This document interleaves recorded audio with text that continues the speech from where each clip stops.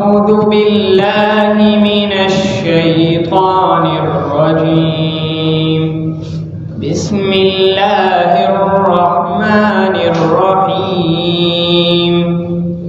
لعن الذين كفروا من بني إسرائيل على لسان داود وعيسى بن مريم ذلك بما عصوا وكانوا يعتدون. كانوا لا يتناهون عن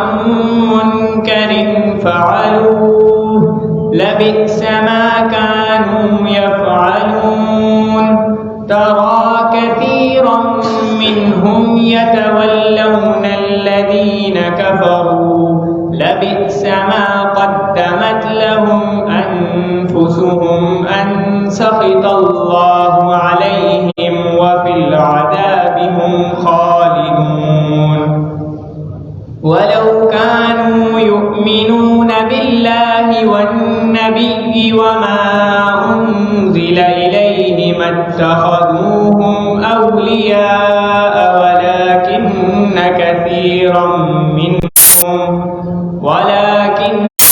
كثيرا منهم فاسقون. لتجدن أشد الناس عداوة للذين آمنوا اليهود والذين أشركوا ولتجدن أقربهم مودة للذين آمنوا الذين قالوا إنا نصارى ذلك بأن منهم قسيسين ورهبانا وأنهم لا يستكبرون. وإذا سمعوا ما أنزل إلى الرسول ترى أعينهم تفيض من الدمع مما عرفوا من الحق يقولون ربنا آمنا فاكتبنا مع الشاهدين.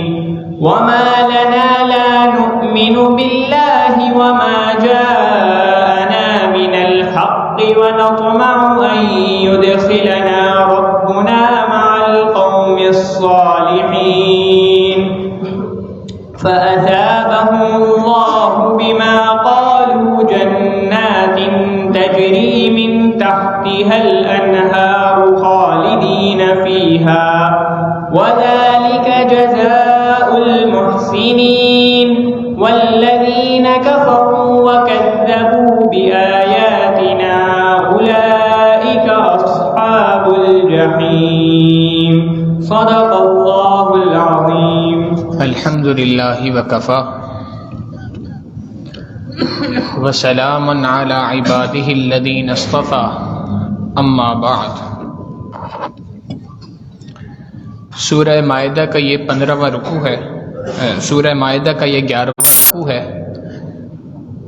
اللہ رب العزت گزشتہ کئی رکوع سے اس مکمل سورت کے اندر اسلامی ریاست کے بنیادی اصولوں کو بیان فرما رہے ہیں، اور ایک اصولی بات شروع میں ذکر فرما دی تھی کہ اللہ رب العزت نے یہود اور نصارہ کو مختلف آسمانی کتابیں عطا کی تھیں، اور ان کو اس بات کا حکم دیا تھا کہ تم ان کتابوں کے احکامات کو دنیا کے اندر نافذ کرو. انہوں نے یہ کام نہیں کیا، اللہ رب العزت کی جانب سے سزا کے مستحق ہو گئے. اللہ رب العزت نے ایمان والوں کو، مسلمانوں کو بھی ایک کتاب قرآن کریم عطا فرمائی ہے،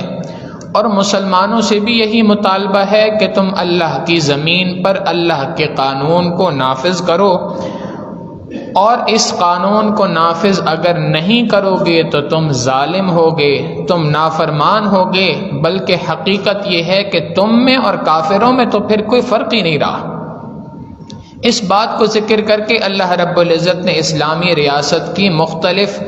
اصولوں کو بیان فرمایا، مختلف باتوں کو ذکر کیا جو ایک اسلامی ریاست کے اندر اصول ہونے چاہیے،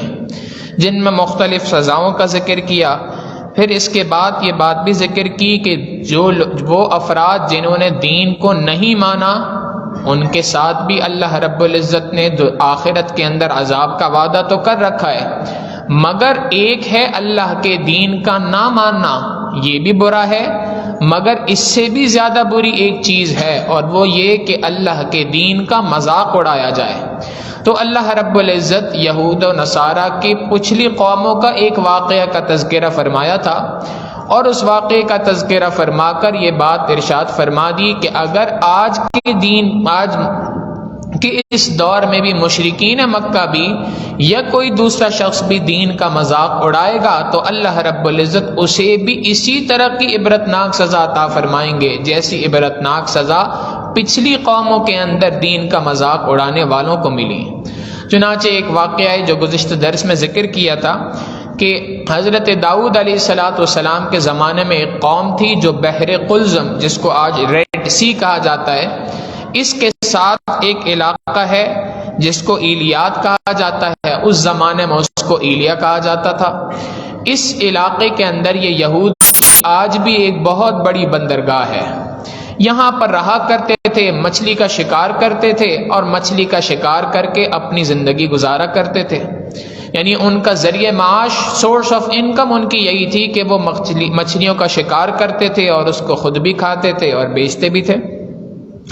حضرت داؤد علیہ السلام کو اللہ رب العزت نے حکم دیا کہ آپ ان کو یہ بات بتا دیجئے کہ ہفتے والا دن تمہارے لیے صرف عبادت کا دن ہے، اس دن تم نے کسی قسم کی کوئی تجارت نہیں کرنی، مچھلیوں کا شکار نہیں کرنا، باقی دنوں میں تم مچھلیوں کا شکار بھی کر سکتے ہو، بیچ بھی سکتے ہو، ہفتے والا دن تمہارے لیے یکسو ہے کہ تم نے یکسو ہو کر اللہ رب العزت کی عبادت کرنی ہے۔ انہوں نے اللہ کے اس حکم کا، ایک تو یہ تھا کہ اللہ کے اس حکم کو ماننا چاہیے تھا، اصولی بات تو یہ تھی، لیکن اگر اللہ کے حکم کو نہ مانا جائے تو یہ بھی ایک غلطی ہے، مگر ان کی غلطی اس سے بھی بڑی تھی کہ نہ صرف یہ کہ اللہ کے دین کو نہیں مانتے تھے بلکہ اللہ کے دین کا برے طریقے سے مذاق اڑا دیا، اور مذاق اڑانے کی صورت یہ بن گئی کہ گویا اللہ کو دھوکہ دے رہے ہیں، اور انہوں نے اپنے اس دریا کے قریب وہاں پر مختلف بڑے بڑے گڑھے کھود لیے، اور ہفتے والے دن جو ہے وہ مچھلیوں کو ان گڑھوں میں قید کر لیا کرتے تھے، اتوار کو آ کے ان کو پکڑ لیا کرتے تھے اور کہا کرتے تھے بڑے ہنسی مذاق کے ساتھ کہ ہم نے تو ہفتے کو شکار نہیں کیا، ہم نے تو اتوار کو شکار کیا ہے۔ اللہ رب العزت نے گزشتہ آیات میں بات فرما دی کہ یہ لوگ جو دین کا مذاق اڑا رہے ہیں، اللہ رب العزت کی جانب سے عذاب ان کے اوپر یہ آیا کہ اللہ نے ان کے بوڑھوں کو خنزیر اور ان کے جوانوں کو بندر کی شکل بنا دیا، شکل مسخ فرما دی۔ چنانچہ 3 دن تک یہ ایک دوسرے کو دیکھتے رہے اور روتے رہے، افسوس کرتے رہے کہ ہائے ہم نے یہ کیا کام کیا، اور اس کے بعد وہ پوری کی پوری قوم مر گئی۔ اللہ رب العزت یہ سارا واقعہ بیان فرما کے آخر میں پھر ارشاد فرماتے ہیں لعن الذین کفروا من بنی اسرائیل علی لسان داود وعیسی بن مریم، بنی اسرائیل میں سے جن لوگوں نے کفر اختیار کیا، اللہ کے دین کا مذاق اڑایا، ان کے اوپر داؤد علیہ السلام کی زبانی لعنت برسائی گئی۔ اللہ رب العزت نے داؤد علیہ السلام کے ذریعے سے لعنت اپنی برسائی۔ داؤد علیہ السلام کو فرمایا کہ آپ ان پر اللہ کی لعنت کی دعا کیجئے، بد دعا کیجئے ان کے لیے۔ وعیسی ابن مریم، اور عیسیٰ ابن مریم نے بھی ان پہ لعنت کی ہے۔ عیسیٰ ابن مریم نے کس وجہ سے لعنت کی، اس کا تفصیلی واقعہ اس سورت کے آخر میں انشاءاللہ العزیز آئے گا، وہیں پر انشاءاللہ اس کی گفتگو کی جائے گی۔ تو بہرحال اس قوم نے 2 مرتبہ اللہ رب العزت کے 2 انبیاء کے زمانے میں اللہ رب العزت کے حکموں کا نہ صرف یہ کہ نافرمانی کی بلکہ ان حکموں کا مذاق اڑایا، اور ان مذاق اڑانے کی وجہ سے اللہ رب العزت نے ان کے اوپر لعنت فرمائی ہے۔ اور یہ بات فرما دی اس کے ذریعے سے کہ دیکھو اگر آج بھی کوئی دین کے کسی حکم کو نہیں مانے گا تو یہ بھی نافرمانی ہے، اپنی جگہ غلطی ہے، اور اس غلطی کی پاداش میں اس کو سزا بھگتنی پڑے گی۔ لیکن اگر کوئی شخص اللہ کے دین کے کسی حکم کا مذاق اڑانے کی کوشش کرے گا تو وہ دین کا کچھ نہیں مذاق اڑا سکتا، حقیقتاً اللہ اس کا دنیا میں مذاق بنا دیں گے۔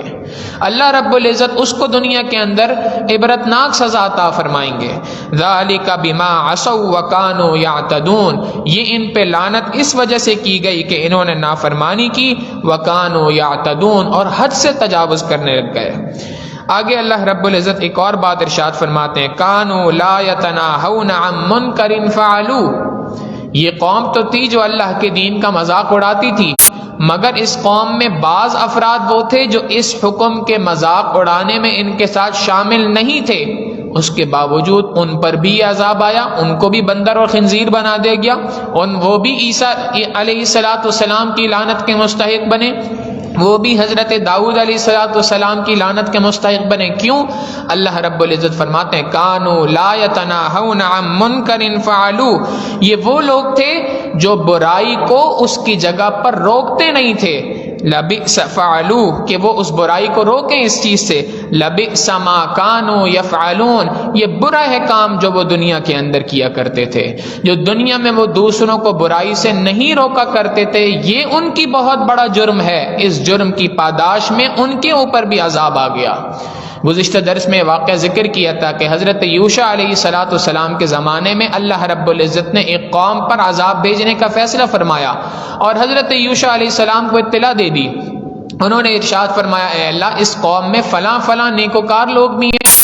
اللہ رب العزت نے فرمایا ہاں عذاب ان پر بھی آئے گا، اس لیے کہ جو برائی کر رہے ہیں ان پر عذاب اس لیے کہ وہ اللہ کی نافرمانی کر رہے ہیں، اور دیگر لوگوں پہ عذاب اس لیے کہ ان کی ذمہ داری بنتی ہے کہ وہ لوگوں کو دین کے اندر اگر کوئی تبدیلی کرنے کی کوشش کر رہا ہے، کوئی برائی کرنے کی کوشش کر رہا ہے، ان کی ذمہ داری ہے کہ برائی کرنے والوں کو سے ان کی برائی کو روکا جائے۔ اللہ کے محبوب صلی اللہ علیہ وسلم نے اس آیت مبارکہ کو تلاوت فرما کر صحابہ رضوان اللہ علیہم اجمعین کو ارشاد فرمایا من رآ منکم منکرا فلیغیر بیدہ، غور سے سن لو اس بات کو کہ تم میں سے جو کوئی بھی کسی برائی کو دیکھے اس کو چاہیے کہ اپنے ہاتھ سے اس کو روکے۔ ہاتھ سے روکنے سے مراد اگر اللہ نے طاقت دی ہے، اقتدار دیا ہے، تمہیں اس کے اوپر بڑا مسلط کیا ہے، مثال کے طور پہ گھر کا سربراہ ہے، اب گھر کا سربراہ ہے، باپ ہے، تو اس کی ذمہ داری ہے، اس کے اللہ نے طاقت عطا فرمائی ہے کہ وہ اپنی طاقت سے اپنے اس نظام کے اعتبار سے وہ اپنی اولاد سے، اپنی بیوی میں اگر کسی قسم کی کوئی برائی دیکھے تو اس کو روکے، یہ اس کی ذمہ داری بنتی ہے۔ اسی طریقے سے اگر کوئی شخص ہے جس کے ماتحت مختلف ملازمین ہیں تو ان ملازمین پر اس شخص کو اللہ رب العزت نے طاقت عطا فرمائی ہے، حکم دینے کی طاقت اس کو عطا فرمائی ہے، لہذا اس کی ذمہ داری ہے کہ وہ اس برائی کو ہاتھ سے روکے، اپنی طاقت کا استعمال کرے، اپنے اختیارات کا استعمال کرے۔ اور اللہ نے اگر کسی کو ملک کا سربراہ بنایا ہو، کسی مقتدر حلقے کا سربراہ بنایا ہو، کسی شہر کا اے سی بنا دیا، کسی شہر کا ڈی سی بنا دیا، کسی شہر کا کمشنر بنا دیا، کسی شہر کا آئی جی بنا دیا، کسی گورنر، کسی صوبے کا گورنر بنا دیا، تو اس کی بھی ذمہ داری ہے، اور اگر کسی ملک کا بادشاہ بنا دیا تو اس کی بھی ذمہ داری ہے کہ برائی کو اپنے ہاتھوں سے روکے، اپنے اختیارات سے اس برائی کو روکے۔ فَإِن لَّمْ يَسْتَطِعْ اگر ایسا شخص ہے جو اپنے اختیارات سے، اپنی طاقت سے اس برائی کو نہیں روک سکتا، فَبِلِسَانِهِ تو اپنی زبان سے اس برائی کو روکے، اپنی زبان سے لوگوں کو منع کرے کہ لوگوں یہ کام تم غلط کر رہے ہو، اس برائی کی نشاندہی کرنا اس بندے کے اوپر لازم ہے۔ فَإِن لَّمْ يَسْتَطِعْ اگر اتنی بھی استطاعت نہیں، اس کی آواز وہاں تک نہیں پہنچ سکتی، فَبِقَلْبِهِ تو اپنے دل میں تو اس بات کو برا جانے۔ نبی علیہ السلام فرماتے ہیں وَذَلِكَ اضعف الایمان یہ ایمان کا سب سے کم درجہ ہے کہ انسان اپنے دل کے اندر کسی برائی کو برائی تو محسوس کرے، لیکن اللہ نہ کرے ایک شخص برائی کو برائی ہی محسوس نہیں کرتا، اس کے گھر والے خود کسی گناہ کے اندر ملوث ہیں، کسی برائی کے اندر ملوث ہیں، کسی اللہ کے حکم کی نافرمانی کرنے کے اندر لگے ہوئے ہیں، اور وہ اس گناہ کے اوپر راضی ہے، اپنے دل کے اندر پشیمان بھی نہیں ہوتا، دل کے اندر پریشانی بھی محسوس نہیں کرتا، تو یہ اس بات کی علامت ہے کہ دل کے اندر ایمان موجود نہیں ہے۔ اس لیے کہ نبی علیہ السلام فرما رہے ہیں کہ ایمان کا آخری درجہ یہ ہے کہ انسان اپنے دل کے اندر اس برائی کو برائی تو محسوس کرے۔ وَذَلِكَ اضعف الایمان یہ ایمان کا سب سے نچلا درجہ ہے۔ تو بہرحال یہ اللہ رب العزت نے ہر بندے کی ذمہ داری لگائی ہے کہ وہ دوسروں کو روکے برائی سے اگر کبھی کسی کو برائی کرتا ہوا دیکھے۔ لَبِئْسَ مَا كَانُوا يَفْعَلُونَ یہ برا ہے جو کام وہ کیا کرتے تھے، یعنی جو دنیا کے اندر دوسروں کی برائی کو دیکھ کر خاموش بیٹھ جایا کرتے تھے، یہ ان کا خاموش بیٹھے رہنا بہت زیادہ بری بات ہے۔ لہٰذا ایمان والوں کے لیے یہاں سے حکم مل گیا کہ جب تم برائی دیکھو تو اپنی استطاعت کے مطابق اس برائی کے اوپر آواز کو اٹھاؤ۔ گزشتہ روز ایک واقعہ سامنے آیا کہ جی کراچی شہر کے اندر کلفٹن کے علاقے میں کسی جگہ کے اوپر بعض شر پسند عناصر نے، بعض اسلام دشمن لوگوں نے، بعض شرارتی لوگوں نے ایک بے حیائی کا ایک فیسٹیول تھا، ایک پروگرام تھا جو انہوں نے وہاں پر منعقد کرنے کا فیصلہ کیا، اور وہ ہم جنس پرستی کو فروغ دینے کا پروگرام تھا جس کے اوپر ایک پورا فیسٹیول انہوں نے منعقد کیا تھا۔ تو اس عاجز نے سوشل میڈیا کے اوپر ایک پوسٹ چلائی اور اس کے اوپر یہ بات لکھی کہ اہل مقتدر حضرات جو ہیں، مقننہ جو ہیں، ان کو چاہیے کہ وہ اس بات کو روکیں۔ اب آواز کا اٹھانا یہ ہماری ذمہ داری تھی، ہمارے ذمہ لازم ہے کہ ہم اس سلسلے میں آواز اٹھائیں۔ جب اس کو سوشل میڈیا پہ پوسٹ کیا تو ایک صاحب نے جواب دیا کہ جی یہاں کوئی کسی کی نہیں سنتا، یہ ہو کے رہے گا۔ تو ساجد نے ان کو جواب یہی دیا کہ ہمارا کام اتنا ہے کہ ہم اس کے اوپر آواز کو اٹھائیں، اپنی استطاعت کے مطابق اس برائی کو برا کہیں، ہم اس کے بعد بریء ذمہ ہیں کیونکہ اللہ رب العزت نے ہماری ذمہ داری لگائی ہے۔ اب اسی طریقے سے اور بھی مختلف لوگوں نے اس چیز کی کوشش کی ہوگی، اپنے اپنے اعتبار سے لوگوں نے آواز اٹھائی۔ الحمدللہ، اللہ جزائے خیر دے، ہماری عدلیہ کے ایک جج صاحب نے اس کے اوپر از خود نوٹس لیا اور نوٹس لے کر اس فیسٹیول کو کینسل کروایا اور کمشنر کو اپنی عدالت کے اندر طلب کر دیا کہ آپ نے ایک ایسی چیز جو اسلام کے خلاف ہے، آپ نے اس کو کیسے مسلمانوں کے ملک کے اندر رائج کر دیا، اس کی اجازت کیسے دے دی آپ نے۔ تو ایمان والے کی ذمہ داری اتنی ہے کہ وہ اپنے حصے کا جو دیا ہے اس کو جلاتا رہے۔ ایمان والے کی ذمہ داری اتنی ہی ہے کہ وہ اپنے حصے کے اعتبار سے جتنا اس برائی کے خلاف بول سکتا ہے، اس برائی کے خلاف جو کام کر سکتا ہے اس کو کر گزرے۔ اللہ رب العزت فرماتے ہیں کہ یہودیوں کے اندر ایک بڑی بیماری یہ کہ اللہ کے دین کا مذاق اڑایا کرتے تھے۔ دوسری بات فرمائی کہ یہ برائی کو برائی نہیں سمجھتے تھے، برائیوں کو روکا نہیں کرتے تھے۔ تیسری بات فرمائی ترا کثیرا منہم، اے میرے محبوب صلی اللہ علیہ وسلم آپ ان کو دیکھیں گے یتولون الذین کفروا، کہ یہ کافروں کے ساتھ دوستی کرتے ہیں، خود کو کہتے ہیں اہل کتاب لیکن مشرکین کے ساتھ دوستی کر بیٹھے ہیں۔ اللہ رب العزت فرماتے ہیں لبئس ما قدمت لهم انفسهم،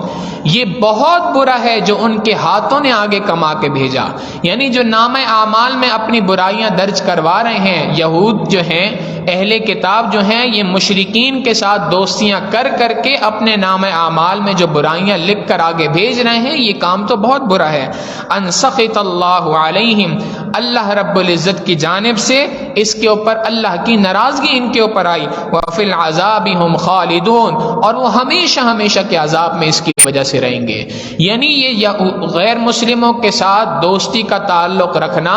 اللہ رب العزت کو اتنا زیادہ ناپسندیدہ ہے کہ اللہ رب العزت فرما رہے ہیں اللہ کی ناراضگی کا سبب ہے اور ہمیشہ ہمیشہ جہنم میں جانے کا سبب بن جائے گا۔ ایمان والوں کو اس کے ذریعے سے خطاب فرما دیا، ایک بات سمجھا دی اللہ رب العزت نے کہ پورا سے تفصیل سے ذکر کیا یہودیوں میں یہ برائیاں یہ برائیاں یہ برائیاں، ان کی تفصیلات گزشتہ کئی رکوع سے چل رہی ہیں، وہ ساری تفصیلات ذکر کر کے آخر کے اندر یہ بات ارشاد فرمائی، گویا اللہ رب العزت کی جانب سے پیغام ہے کہ یہودیوں کی جتنی برائیاں تھیں، یہ سب کی سب برائیوں کے پیچھے اصل جڑ ایک ہی بات تھی، اور وہ یہ تھی کہ انہوں نے دنیا میں برے دوست بنائے تھے۔ یہ برا دوست ایسی چیز ہے کہ جو دوست ان کو برائی کی طرف نہ صرف یہ کہ لے کے گیا بلکہ اس نے ہاتھ پکڑ کے برائی کرا دی۔ مولانا روم رحمہ اللہ نے تو اس بات کو یوں لکھا کہ یار بد مار بد سے بھی برا ہے۔ یار بد کہتے ہیں برا دوست، برا دوست مار کہتے ہیں سانپ کو، سانپ سے بھی زیادہ برا ہے، اس لیے کہ فرماتے ہیں اگر سانپ انسان کو ڈسے گا تو انسان کی جسمانی موت واقع ہوگی، اور برا دوست جب انسان کو ڈستا ہے تو اس صورت میں اس کی ایمانی موت ہو جائے گی۔ اور پھر فرماتے ہیں کہ یار بد شیطان سے بھی زیادہ برا ہے، کہ اگر برا دوست تم نے بنا لیا تو یہ برا دوست کا بنانا تو شیطان سے بھی زیادہ برائی والی چیز ہے. کیوں؟ اس لیے کہ شیطان تو انسان کو ذہن کے اندر، انسان کے کان میں برائی کے صرف وسوسہ ڈال سکتا ہے، اس سے آگے کام نہیں کر سکتا. اور برا دوست انسان کا ہاتھ پکڑوا کے اس سے برائی کروا دیا کرتا ہے. تو یار بد شیطان سے بھی بدتر ہے. اور آپ دیکھیں اللہ رب العزت قرآن کریم میں اسی بات کو ارشاد فرماتے ہیں کہ کل قیامت کے دن ان کفار کو یہ حسرت نہیں ہوگی کہ کاش میں ایمان لے آتا، یہ حسرت نہیں ہوگی کہ کاش میں یہ کام کر لیتا، کاش میں یہ کام کر لیتا، کاش یہ کام کر لیتا. کل قیامت کے دن کی ان کی حسرت کو اللہ رب العزت ذکر فرماتے ہیں، یا ویلتا لیتنی لم اتخذ فلانا خلیلا، ہائے کاش میں نے دنیا میں فلاں آدمی کو اپنا گہرا دوست نہ بنایا ہوتا. تو اللہ رب العزت نے بات ذکر کر دی کہ یہ برائیاں اس وجہ سے ہیں کہ انہوں نے کفار کو اپنا دوست بنایا ہوا ہے. اس سے پہلے بھی یہ بات ذکر کر دی کہ اللہ رب العزت نے اصول بیان کر دیا کہ کفار کے ساتھ اظہار ہمدردی کر سکتے ہو، کافروں کے ساتھ خیر کا معاملہ کر سکتے ہو، ہمدردی کا معاملہ کر سکتے ہو، تعاون کا معاملہ کر سکتے ہو، کفار کے ساتھ تجارت کا معاملہ کر سکتے ہو، لین دین کا معاملہ کر سکتے ہو، دنیا کے معاہدے کر سکتے ہو. یہ سب کے سب کرنا جائز ہیں، لیکن کفار کے ساتھ دلی دوستی کا لگانا شریعت نے اس کو ناجائز قرار دیا. اور ساتھ میں یہ بات بھی فرما دی کہ اگر تم نے واقعتاً دوستی کرنی ہے تو دوستی کرنے کے لیے اللہ اور اس کے رسول صلی اللہ علیہ وسلم ہیں، ان سے دوستی لگاؤ. ایمان والوں کے ساتھ دوستی لگاؤ جو لوگ اللہ کی دین کو قائم کرتے ہیں، الذین یقیمون الصلاۃ، جو نماز کو قائم کرتے ہیں، زکوٰۃ کو ادا کرتے ہیں، اور اللہ رب العزت کے سامنے عاجزی کو اختیار کرتے ہیں. یہ تین نشانیاں بیان کی کہ جس آدمی کے اندر یہ تین نشانیاں تمہیں نظر آئیں اس کے ساتھ دوستی لگاؤ. اس سے دوستی لگانا تمہارے لیے دین کے اندر ترقی کا ذریعہ بنے گا. اللہ رب العزت آگے فرماتے ہیں وَلَوْ كَانُوا يُؤْمِنُونَ بِاللَّهِ وَالنَّبِيِّ، اگر یہ لوگ اللہ اور اس کے نبی صلی اللہ علیہ وسلم پر ایمان لاتے، وَمَا أُنزِلَ إِلَيْهِ، اور اس کتاب پر ایمان لے کے آتے جو محمد صلی اللہ علیہ وسلم پہ، نبی علیہ الصلوۃ پہ نازل ہوئی، مَتَّخَذُوهُمْ أَوْلِيَاءَ، تو یہ لوگ کفار کو، مشرکین کو، غیر مسلموں کو اپنا دوست نہ بناتے. وَلَكِنَّ كَثِيرًا مِّنْهُمْ فَاسِقُونَ، لیکن ان میں سے اکثر لوگ تو نافرمان ہیں. یعنی ایمان والے کی نشانی بیان کر دی کہ اگر واقعتاً ایمان لانے والا ہے، وہ واقعتاً اللہ اور اس کے رسول صلی اللہ علیہ وسلم اور اللہ کی کتاب پر ایمان رکھنے والا ہے، تو وہ کبھی بھی غیر مسلموں کو اپنا دوست نہیں بنائے گا. اگر غیر مسلموں کو دوست بنانے والا ہے، وَلَكِنَّ كَثِيرًا مِّنْهُمْ فَاسِقُونَ، یہ تو نافرمانوں میں سے ہے. اور آگے اس کی وجہ بھی بیان کر دی کہ وجہ کیا ہے. قرآن کریم بڑے عجیب الفاظ میں 1400 سال پہلے ڈنکے کی چوٹ پہ یہ بات کہہ رہا ہے کہ اے ایمان والوں، یہ بات کان کھول کے سن لو کہ تم دنیا کے اندر جتنی قومیں آباد ہیں، ان تمام قوموں میں سب سے بڑے تمہارے دشمن، سب سے بدترین دشمن تمہارے یہودی ہیں.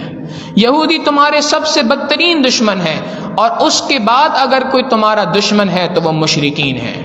جو اللہ کے ساتھ شرک کرنے والے ہیں یہ تمہارے بدترین دشمن ہیں، چاہے وہ کسی بھی ملک کے اندر رہتے ہوں، چاہے وہ پڑوس کے ملک میں رہتے ہوں، چاہے وہ دور کے ملک میں رہتے ہوں، کہیں پر بھی رہتے ہوں، تمہارے بدترین دشمن حقیقتاً یہ دو افراد ہیں، ایک یہودی اور اس کے بعد دوسرے فرما دیا کہ یہ شرک کرنے والے مشرکین جو ہیں یہ تمہارے سب سے زیادہ بدترین دشمن ہیں. ان کو اپنا دشمن ہی جاننا، کبھی بھی ان کی باتوں میں نہ آنا. لَتَجِدَنَّ أَشَدَّ النَّاسِ عَدَاوَةً لِلَّذِينَ آمَنُوا الْيَهُودَ، آپ ضرور پائیں گے لوگوں میں ایمان والوں کا سب سے بڑا دشمن الیہود، یہودیوں کو، والذین اشرکوا، اور ان لوگوں کو جو شرک کرتے ہیں. قرآن کریم نے 1400 سال پہلے بات فرما دی کہ یہ تمہارے پکے ازلی دشمن ہیں. تم ان کے ساتھ کبھی بھی خیر کی توقع نہیں رکھ سکتے، تم ان کے ساتھ کبھی بھی اچھائی کا تصور نہیں کر سکتے. وَلَتَجِدَنَّ أَقْرَبَهُمْ مَوَدَّةً لِلَّذِينَ آمَنُوا، سوال ذہن میں پیدا ہوتا ہے کیا سارے یہودی، سارے مشرکین ایسی ہیں؟ قرآن کریم نے بیان کر دیا کہ نہیں، اکثر کی بات ہو رہی ہے. ہاں ان میں سے ہو سکتا ہے کہ چند ایسے ہوں کہ جو واقعاً ایمان کے قریب ہوں، ان کو تھوڑی سی دین کی دعوت دے دی جائے تو وہ دین کی اس دعوت کو قبول فرما لیں، جیسے قرآن کریم نے ایک خاص واقعہ یہاں پہ ذکر فرمایا. اب وہ یہ ہے کہ جب مکہ مکرمہ میں نبی علیہ الصلوۃ والسلام رہائش پذیر تھے، اللہ کے محبوب صلی اللہ علیہ وسلم کے اوپر صحابہ ایمان لا رہے تھے، تو یہ بڑا مشکل وقت تھا اور مسلمانوں کو مختلف قسم کی تکلیفیں دی جاتی تھیں۔ حضرت بلال رضی اللہ تعالیٰ عنہ پہ ظلم کے پہاڑ توڑے گئے، حضرت خبیب رضی اللہ تعالیٰ عنہ پہ ظلم کیا گیا، حضرت سمیہ رضی اللہ تعالیٰ عنہ پہ ظلم کیا گیا۔ یہ بے تحاشا افراد تھے جن پر طرح طرح کے مظالم دنیا کے اندر ڈھائے گئے۔ ان تمام مظالم کو دیکھ کر اللہ رب العزت کی جانب سے ہجرت کی اجازت دی گئی، تو مسلمانوں نے سب سے پہلی ہجرت کرنے کا ارادہ کیا۔ اب ہجرت کرنے کے لیے ایک طرف یمن کا علاقہ بھی تھا اور ایک طرف حبشہ کا علاقہ بھی تھا، جو اس وقت کے لیے بہتر دو جگہیں نظر آ رہی تھیں۔ نبی علیہ الصلوۃ والسلام نے اپنے صحابہ کے لیے حبشہ کا علاقہ پسند فرمایا اور بات ارشاد فرمائی کہ حبشہ کا جو بادشاہ ہے نہ یہ دوسروں پہ خود ظلم کرتا ہے اور نہ کسی دوسرے کو دوسرے پر ظلم کرنے دیتا ہے، لہٰذا میری رائے میں تم لوگ حبشہ کی جانب ہجرت کر جاؤ۔ اللہ کے محبوب صلی اللہ علیہ وسلم نے ایک بندے کی خوبصورت صفت بیان فرمائی کہ اس کی صفت یہ ہے، بادشاہ کی اچھائی یہ ہے، کوالٹی یہ ہے کہ وہ نہ خود ظالم ہے نہ دوسروں کو ظلم کرنے کی اجازت دیتا ہے، لہذا تم وہاں پہ چلے جاؤ۔ 11 افراد کے اوپر ایک قافلہ تیار ہوا اور یہ مسلمانوں کی سب سے پہلی ہجرت تھی جو مکہ مکرمہ سے حبشہ کی جانب ہوئی۔ 11 افراد تھے جن کے اندر حضرت عثمان غنی رضی اللہ تعالیٰ عنہ اور نبی علیہ الصلوۃ والسلام کی بیٹی اور حضرت عثمان رضی اللہ تعالیٰ عنہ کی زوجہ حضرت رقیہ رضی اللہ تعالیٰ عنہ بھی موجود تھیں۔ یہ 11 افراد وہاں پہ پہنچے۔ وہاں پہ پہنچنے کے بعد امن سے زندگی گزار رہے تھے، چند دن گزرے، حالات پتہ چلے تو اب اس کے بعد دوسرا قافلہ تیار ہوا۔ جو دوسرا قافلہ تھا اس کے اندر 82 مرد تھے اور ان کے ساتھ کچھ عورتیں تھیں، اور یہ سب کے سب حضرت جعفر طیار رضی اللہ تعالیٰ عنہ کی قیادت کے اندر یہ قافلہ چلا۔ اب جب مشرکین نے دیکھا کہ پہلے چند لوگ ہجرت کر کے چلے گئے، اب دوسرا قافلہ تیار ہو گیا، تو انہوں نے آپس میں بیٹھ کے فیصلہ کیا کہ اگر ہم نے ان کو کچھ نہیں کہا تو یہ تو اسی طریقے سے یہاں سے نکلتے جائیں گے اور اس کے بعد پوری دنیا میں اسلام کا پیغام پہنچ جائے گا، لہٰذا لازم یہ ہے کہ حبشہ پہنچ کر حبشہ والوں سے ان تمام لوگوں کو وصول کر لیا جائے۔ چونکہ مکہ والوں کا حبشہ کے لوگوں کے ساتھ تجارتی تعلقات بہت اچھے تھے، لہٰذا ان کو امید تھی کہ جب ہم وہاں پہ جا کر وہاں کے بادشاہ سے درخواست کریں گے کہ ان کو ہمارے ساتھ روانہ کر دیں تو وہ ضرور روانہ کر دیں گے۔ چنانچہ یہ ایک قافلہ تیار ہوا، مشرکین کا ایک وفد تھا، اور یہ وفد یہاں سے مکہ مکرمہ سے حبشہ پہنچا، اور حبشہ پہنچ کر انہوں نے بہت سارے تحفے تحائف ساتھ لے کے گئے تھے۔ حبشہ کا جو بادشاہ تھا اس کو شاہ حبشہ کہا جاتا تھا، جس کا لقب تھا نجاشی، اور اس کا نام تھا اصحمہ اس کا نام تھا اور اس کا لقب نجاشی تھا۔ اس کے دربار میں پہنچے اور دربار میں پہنچ کے بات کہی کہ ہماری قوم کے کچھ لوگ بھاگ کر آپ کے پاس آ گئے ہیں، لہٰذا ہم آپ سے درخواست کرتے ہیں ہماری طرف سے ہدیہ قبول کریں اور ان افراد کو ہمارے حوالے کر دیں۔ حبشہ کا جو بادشاہ تھا شاہ حبشہ نجاشی، اس نے یہ بات کہی کہ دیکھو میرا ایک اصول ہے کہ میں ایک سائٹ کی سٹوری سن کر ایک طرف کا معاملہ سننے کے بعد فیصلہ نہیں کرتا، میں ان کو بھی اپنے دربار میں آ کر اپنا موقف پیش کرنے کا موقع دوں گا۔ چنانچہ ان حضرات کو بھی بلا لیا گیا۔ ان تمام نے حضرت جعفر طیار رضی اللہ تعالیٰ عنہ کو تیار کیا کہ آپ ہمارے متکلم ہیں، آپ ہماری جانب سے گفتگو کیجیے گا، اس وفد کے اسپیکر آپ ہیں۔ چنانچہ حضرت جعفر رضی اللہ تعالیٰ عنہ وہاں پر حاضر ہوئے اور حضرت جعفر رضی اللہ تعالیٰ عنہ نے نجاشی سے بات کہی کہ میں آپ سے 3 سوال پوچھتا ہوں، یہ سوال ان سے پوچھ لیجئے اور آپ فیصلہ خود فرما لیں گے۔ کیا سوالات تھے؟ انہوں نے کہا کہ جی پہلا سوال ہماری جانب سے یہ ہے کہ کیا ہم ان کے غلام ہیں جو بھاگ کر آ گئے ہیں؟ کیا ہم ان کے غلام ہیں؟ اگر ہم ان کے غلام ہیں اور بھاگ کر یہاں پہ آ گئے ہیں تو آپ کو چاہیے کہ آپ ہمیں ان کے حوالے کر دیں، جبکہ ہم ان کے غلام نہیں ہیں، ہم تو غلام نسل سے ہیں ہی نہیں، بلکہ میں یوں بات کہوں تو غلط نہیں ہوگا کہ میرا نسب جو ہے وہ حقیقتاً ان لوگوں سے بھی اعلیٰ ہے، کیونکہ وہ اللہ کے محبوب صلی اللہ علیہ وسلم کے رشتہ دار تھے، حضرت ابو طالب کے بیٹے تھے۔ چنانچہ یہ بات ارشاد فرمائی۔ جب نجاشی نے سوال کیا کہ بتاؤ بھئی کیا یہ غلام ہے؟ کہنے لگے نہیں یہ غلام تو نہیں ہے۔ پھر حضرت جعفر طیار نے دوسرا سوال کیا، اچھا آپ ان سے پوچھئے کیا ہم نے کوئی ناحق قتل کیا ہے ان میں سے کسی کا، ان کے خاندان میں کسی کا قتل کر دیا ہو کہ بدلے میں ہمیں قتل کرنا ہے تو حوالے کر دیجئے؟ اس نے یہی سوال کیا۔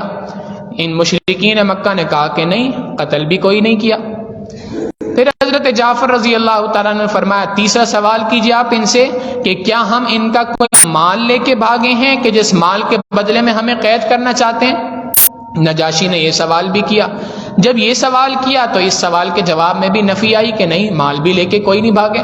جب تینوں سوالات ہو گئے تو اب اس کے بعد نجاشی نے کہا کہ میں ان کو واپس نہیں کر سکتا، آپ لوگ یہاں سے تشریف لے جائیں، آپ کے تحفے آپ ہی کو مبارک ہوں۔ نجاشی کی بات سن کر ان مشرکین نے اپنا پینترا بدلا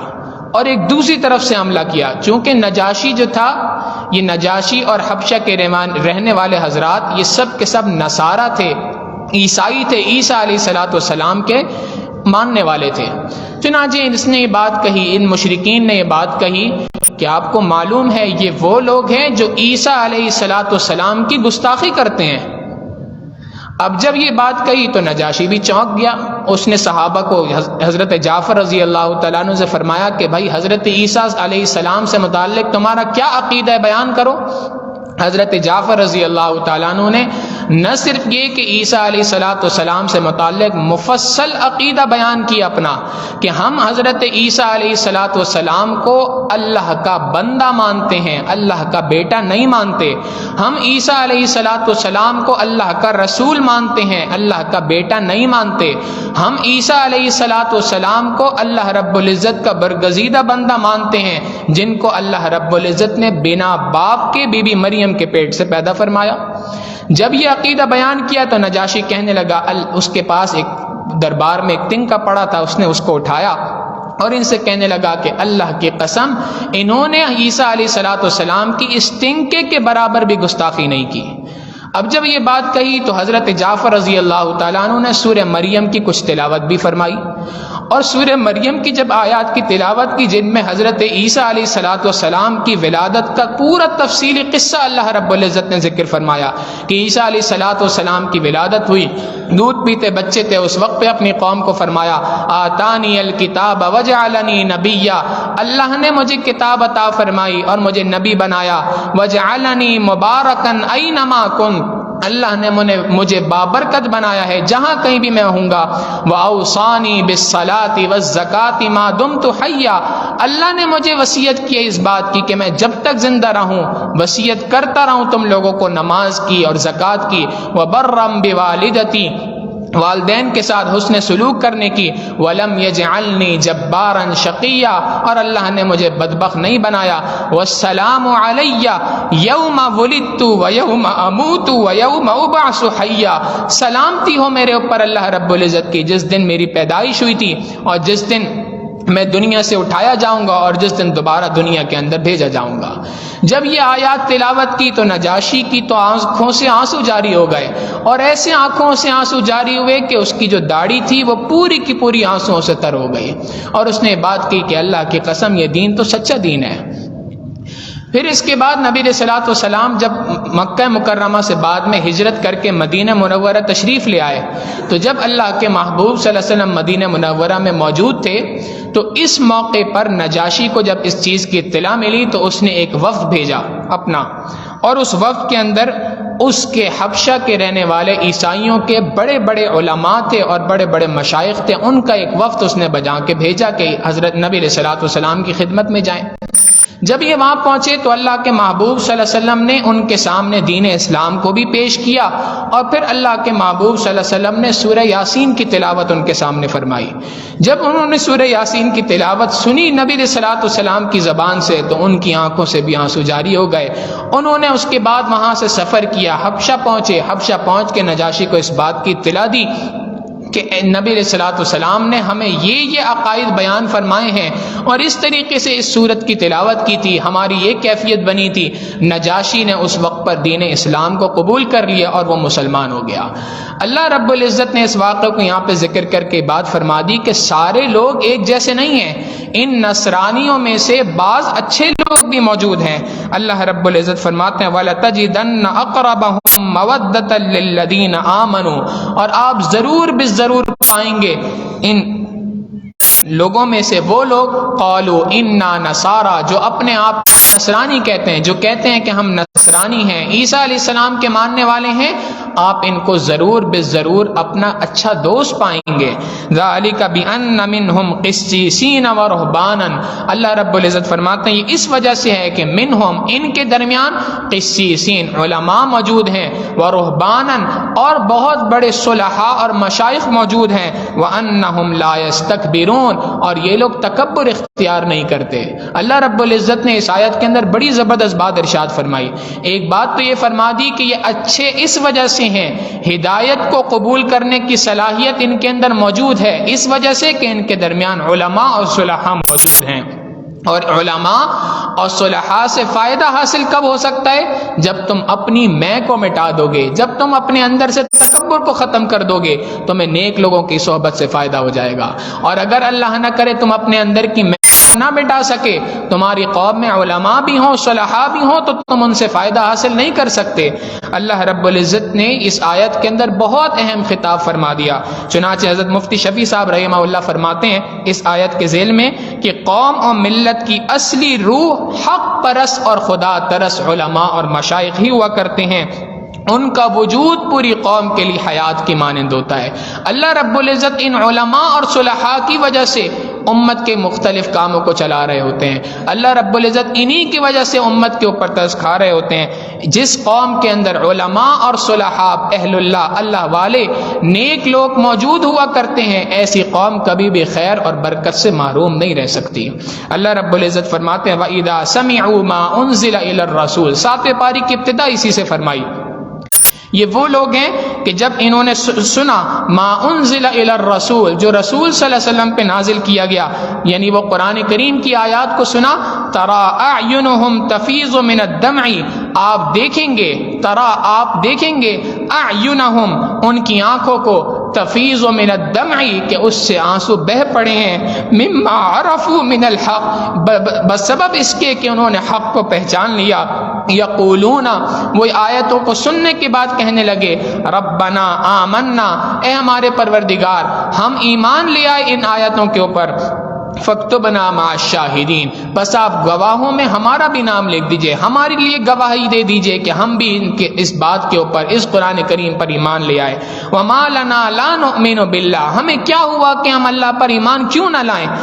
وما جاءنا من الحق، اس حال میں کہ ہمارے پاس تو حق آ چکا ہے، وَنَطْمَعُ أَن يُدْخِلَنَا رَبُّنَا، اور ہم یہ چاہتے ہیں کہ ہمارا پروردگار ہمیں داخل کر دے، مع القوم الصالحین، نیکوکاروں کے ساتھ، یعنی نیکوکاروں کے ساتھ ہمیں جنت کے اندر داخل کر دے۔ فَأَثَابَهُمُ اللَّهُ بِمَا قَالُوا، اللہ نے اس کا بدلہ انہیں دیا جو انہوں نے یہ بات کہی، یعنی جو ایمان لے کے آئے اس کے بدلہ اللہ نے ایسے دیا کہ جنات تجری من تحتها الانہار، ان کے لیے باغات ہیں جن کے نیچے نہریں بہ رہی ہیں، خالدین فیہا، وہ اس میں ہمیشہ ہمیشہ رہیں گے، وذالک جزاء المحسنین، اور یہ نیکوکاروں کا بدلہ ہے اللہ رب العزت کی جانب سے۔ والذین کفروا وکذبوا، لیکن اگر اس قرآن کریم کی آیات کو اترنے کے باوجود، قرآن کی تلاوت سننے کے باوجود اب بھی ایمان لے کے نہیں آ رہے، تو جن لوگوں نے کفر اختیار کیا اور ہماری آیتوں کو جھٹلایا، اولئک اصحاب الجحیم، یہ تو جہنم والے لوگ ہیں۔ آگے اللہ رب العزت نے دو مختلف چھوٹے چھوٹے احکامات کو بھی ساتھ میں ذکر فرما دیا۔ ایک حکم یہ دے دیا کہ چونکہ عیسائیوں کی گفتگو ہوئی تو عیسائیوں میں سے ایک قوم ایسی تھی کہ جنہوں نے اپنے اوپر بعض حلال کردہ چیزوں کو حرام کر دیا تھا، یعنی انہوں نے فیصلہ کر لیا تھا 3 چیزوں کے بارے میں کہ ہم آج کے بعد سے انڈا نہیں کھائیں گے، آج کے بعد سے گوشت نہیں کھائیں گے، آج کے بعد سے مچھلی نہیں کھائیں گے، 3 چیزوں کو اپنے اوپر حرام کر دیا تھا۔ تو اللہ رب العزت فرماتے ہیں کہ جس چیز کو اللہ نے تمہارے لیے حلال کر دیا، تمہیں کوئی اختیار نہیں کہ تم اپنے اوپر حرام کر دو، اس لیے کہ اصل چیز اللہ کا حکم ہے، اصل چیز اللہ کا حکم ہے۔ جیسے کسی حرام چیز کا اپنے اوپر حلال کر دینا، یعنی حرام کا کھا لینا ناجائز ہے، غلط ہے، ایسے ہی کسی حلال کردہ چیز کو اپنے اوپر حرام کر دینا یہ بھی غلط ہے۔ لہذا ارشاد فرما دیا یا ایھا الذین آمنوا، اے ایمان والوں،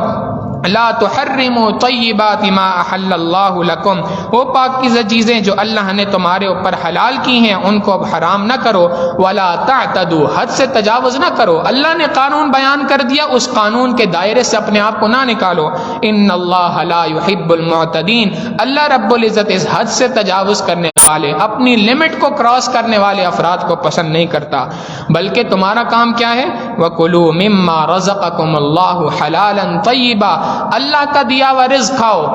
مگر دو شرائط ہیں، حلال رزق ہونا چاہیے، طیباً حلال طریقے سے کمانا ہونا چاہیے۔ ایک تو یہ ہے کہ حرام چیز نہیں کھانی، مثال کے طور پہ خنزیر کا گوشت ہے، حرام ہے نہیں کھانا، شراب ہے حرام ہے نہیں پینی، حلال چیزیں استعمال کرنی ہے۔ گائے کا گوشت ہے، اگر اس کو بسم اللہ پڑھ کے ذبح کیا گیا ہے، ذبیحہ اس کا صحیح ہے تو حلال ہے، کھاؤ اس کو۔ ایک یہ ہے کہ حلال چیز کھانی ہے، اور دوسری بات یہ کہ اس حلال کو حلال طریقے سے کمانا ہے۔ ایسا نہ ہو کہ حلال تو کھاؤ لیکن طریقہ حرام ہو۔ مثال کے طور پہ کہ اگر تم اس پیسے کو تمہارے پاس گائے کا گوشت ہے، حلال مال ہے، پاکیزہ چیز ہے، کھا سکتے ہو، لیکن تم نے اس کو چوری کر لیا، یہ حلال چیز کو تم نے حرام طریقے سے اپنے ملکیت میں لے لیا۔ یا اسی طریقے سے چیز تو حلال تھی لیکن تم نے اپنی ذریعہ آمدنی حرام کر دی، سود کا مال شامل کر لیا، تو چیز تو حلال تھی لیکن اس کو حرام طریقے سے کمایا۔ یا اسی طریقے سے کوئی اور ناجائز صورت تھی جو تجارت کی شرعی اصول ہیں، علماء سے پوچھنی چاہیے۔ جس کاروبار کے اندر بھی، جس تجارت کے اندر بھی ہم لگے ہیں، اس کے شرعی قوانین کو علماء سے پوچھنا چاہیے۔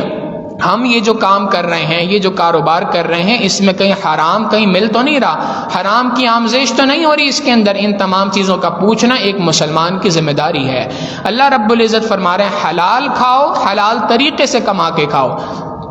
واتقوا اللہ الذی انتم بہ مؤمنون، اور ڈرو اس پروردگار سے، الذی انتم بہ مؤمنون، جس کے اوپر تم ایمان لانے والے ہو، جس کے اوپر تم ایمان لائے ہو اس پروردگار سے ڈرو۔ اور اس پروردگار سے ڈرنے کا طریقہ یہ ہے، تقوی یہ ہے کہ تم اس پروردگار کا کہنا مانتے ہوئے جس کام کے اندر لگے ہو، جو تمہارا ذریعہ معاش ہے، جو تمہارا سورس آف انکم ہے، اس کے بارے میں تفصیلی احکامات کو جان لو۔ کہیں ایسا نہ ہو کہ تم کہیں پر بھی حلال کے ساتھ حرام کی آمیزش کر رہے ہو اور تمہاری آمدنی میں حرام مل رہا ہو۔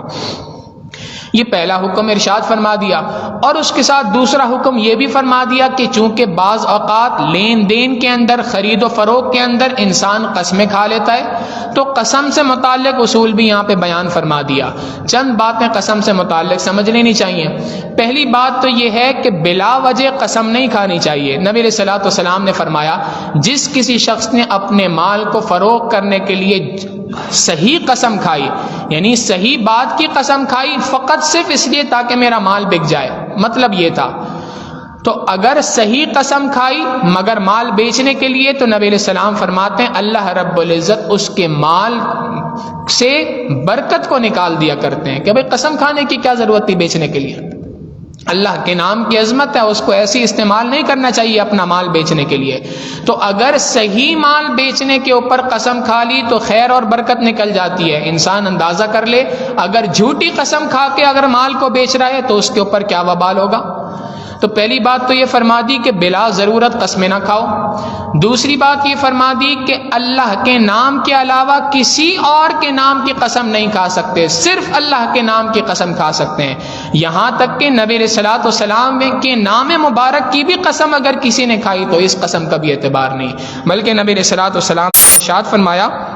من احلف بغیر اللہ فقد اشرک باللہ، جس کسی نے اللہ رب العزت کے علاوہ کسی اور کے نام کی قسم کھائی تو اس نے اللہ کے ساتھ شرک کیا۔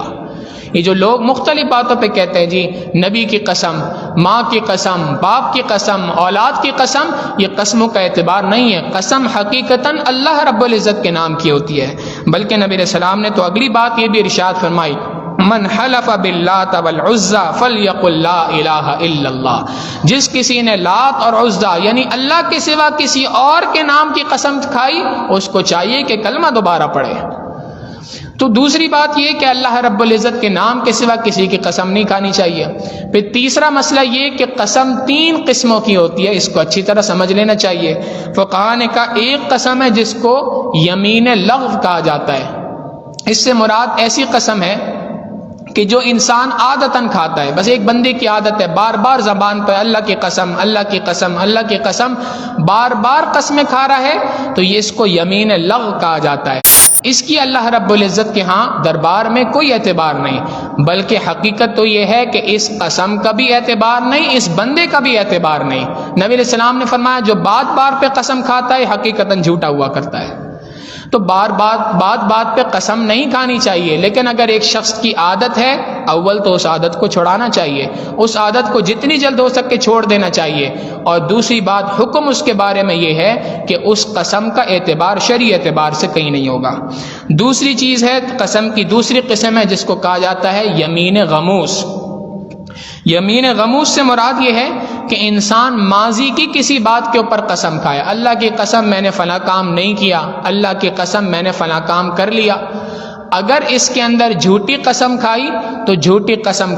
کھانے کے اوپر سخت گناہگار ہے، تاہم اس پہ کوئی پینلٹی نہیں ہے، کوئی کفارہ نہیں ہے اس کے اوپر، مگر یہ بہت سخت گناہگار ہے۔ ماضی کی پرانی کسی بات پر، پاس کی کسی بات کے اوپر اگر کوئی قسم کھا رہے تو غموس کہتے ہیں ڈبو دینے کو، گویا یہ قسم کا کھانا انسان کو اللہ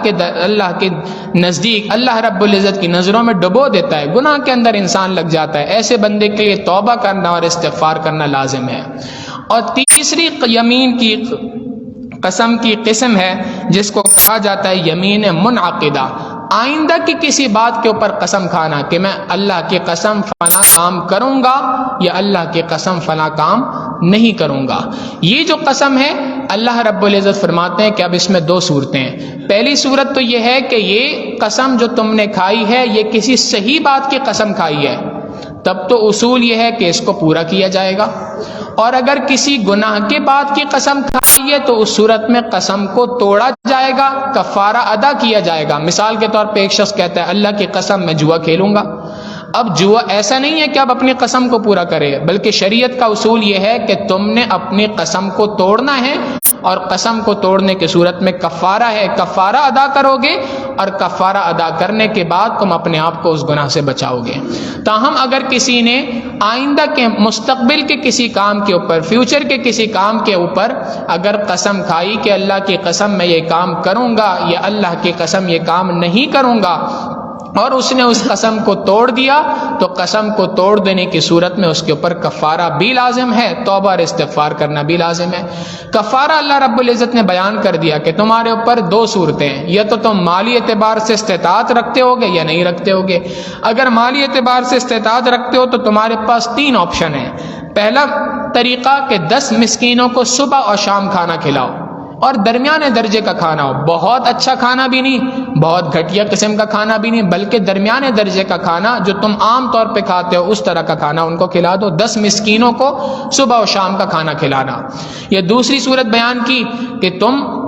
10 مسکینوں کو کپڑا پہنا دو، 10 مسکینوں کو کپڑے عطا کر دو، ایسے کپڑے مناسب درجے کے جو بہت گھٹیا کوالٹی کے بھی نہ ہوں، بہت اچھی کوالٹی کے بھی نہ ہوں، متوسط طبقے کے، متوسط درمیانے قسم کے۔ یا تیسری چیز کہ تم ایک غلام کو آزاد کر دو۔ اگر اللہ نے تمہیں مالی استطاعت نہیں دے رکھی، تم 10 مسکینوں کو کھانا بھی نہیں کھلا سکتے، تم 10 مسکینوں کو کپڑا بھی نہیں پہنا سکتے، غلام بھی موجود نہیں جیسے آج کے زمانے میں ہے، تو پھر اللہ رب العزت فرماتے ہیں اگر یہ 3 صورتیں تمہارے لیے ممکن نہیں ہیں تو چوتھی صورت یہ ہے کہ تم 3 دن مسلسل پے در پہ لگاتار 3 دن روزے رکھو۔ یہ 3 دن روزے رکھنا یہ اس قسم کا کفارہ ہے۔ اللہ رب العزت فرماتے ہیں لا یؤاخذکم اللہ باللغو فی ایمانکم، اللہ رب العزت مواخذہ نہیں فرماتا، پکڑتا نہیں ہے ان بیکار قسم، تمہاری قسموں میں بیکار باتوں کو، یعنی جو عادتاً لغو قسم کھائی جاتی ہے، عادتاً بار بار ایک شخص کہتا ہے اللہ کی قسم میں نے کر لیا، اللہ کی قسم میں نے یہ کر دیا، اللہ کی قسم ایسا ہو گیا، اللہ کی قسم، یہ جو بار بار قسمیں کھا رہا ہے اس پر شریعت کی جانب سے کوئی کفارہ لازم نہیں، تاہم اس کو نبی علیہ الصلوۃ والسلام نے پسند نہیں فرمایا۔ وَلَٰكِن يُؤَاخِذُكُم، لیکن اللہ رب العزت مواخذہ فرماتا ہے، پکڑ فرماتا ہے، بما عقدتم الایمان، جو تم قسم کا معاہدہ کرتے ہو، یعنی مستقبل کے حوالے سے کوئی قسم کھاتے ہو، فکفارتہ،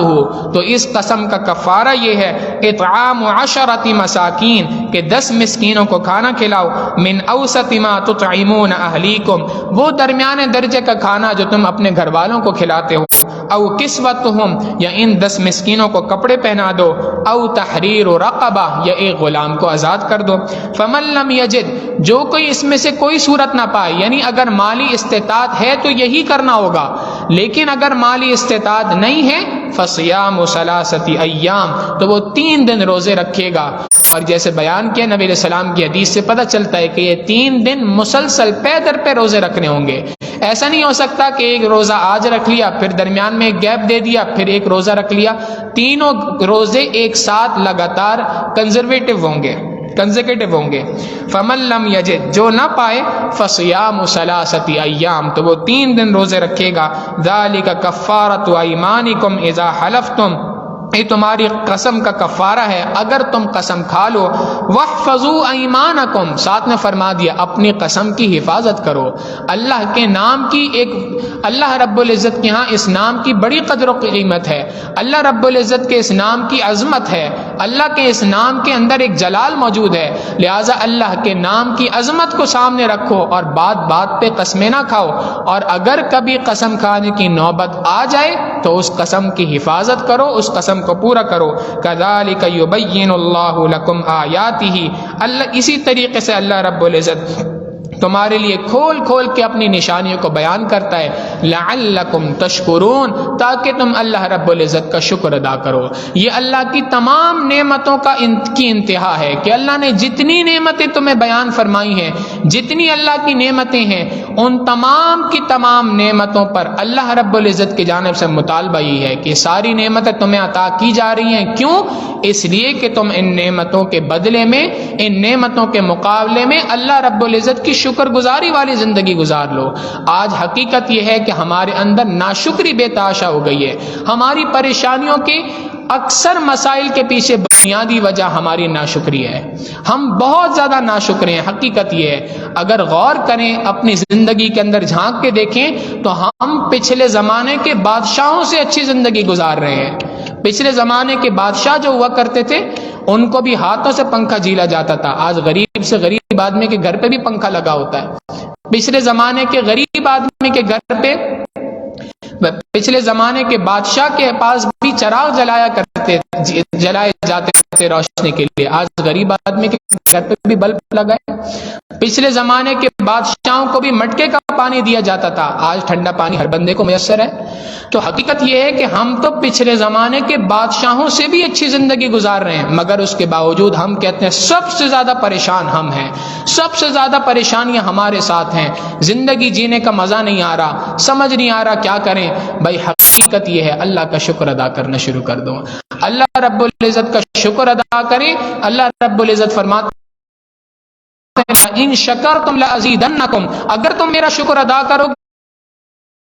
نعمتوں کی بہتات تمہارے اوپر کر دوں گا، تمہارے لیے نعمتوں میں اضافہ کر دوں گا۔ ہم اپنی ناشکری کو چھوڑیں اور اللہ کا شکر ادا کریں کہ اللہ آپ نے جس حال میں مجھے رکھا ہے، میں لاکھوں نہیں، کروڑوں نہیں، اربوں انسانوں سے بہتر آپ نے مجھے حالات میں رکھا ہے۔ اللہ کا شکر ادا کریں، اور حقیقی شکر یہ ہے کہ انسان اللہ رب العزت کی حکموں کی فرما برداری کرنے والا ہو۔ جو شکر گزار ہوتا ہے وہ انسان اپنے محسن کی تمام باتوں کو مانتا ہے۔ تو حقیقی شکر یہی ہے کہ انسان اللہ رب العزت کی فرما برداری والی زندگی گزارے۔ اللہ رب العزت سے دعا ہے کہ پروردگار عالم ہمیں شکر گزاری والی زندگی گزارنے کی توفیق عطا فرمائے۔ وآخر دعوانا ان الحمد للہ رب العالمین۔ آپ سب حضرات کے علم میں ہے یہ بات کہ ہماری اس مدرسے کے اندر، ہماری اس مسجد کے ساتھ منسلک مدرسہ جامعہ اسلامیہ امداد العلوم کے اندر کل انشاءاللہ العزیز ختم بخاری شریف کی تقریب کی محفل ہے۔ یہ بخاری شریف کی اختتام پر یہ دعاؤں کی قبولیت کا لمحہ ہوا کرتا ہے۔ اللہ رب العزت اس وقت پہ مانگی گئی انسان کی تمام دعاؤں کو قبول فرماتے ہیں۔ یہ بڑوں کا تجربہ ہے کہ جب کبھی بھی کوئی پریشانی آئی، کوئی مصیبت آئی، انہوں نے بخاری شریف کو ابتدا سے انتہا تک تلاوت کی،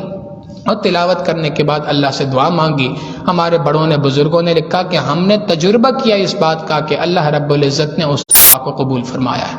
تو یہ قبولیت دعا کا موقع ہے، لہٰذا اس میں شریک ہوں، خود بھی اپنے گھر والوں کو بھی شرکت کی دعوت دیں اور دیگر لوگوں کو بھی شرکت کی دعوت دیں۔ یہ پروگرام صبح 10 بجے انشاءاللہ العزیز مسجد کے اندر ہوگا، اور اس پروگرام میں حسب سابق خواتین کے لیے بھی باپردہ نشست کا اہتمام ہے، جو ہمارے مسجد کے ساتھ منسلک گھر ہے 9/1 جناب ابو المدثر صاحب کا، وہاں خواتین کے لیے باپردہ نشست کا اہتمام ہے۔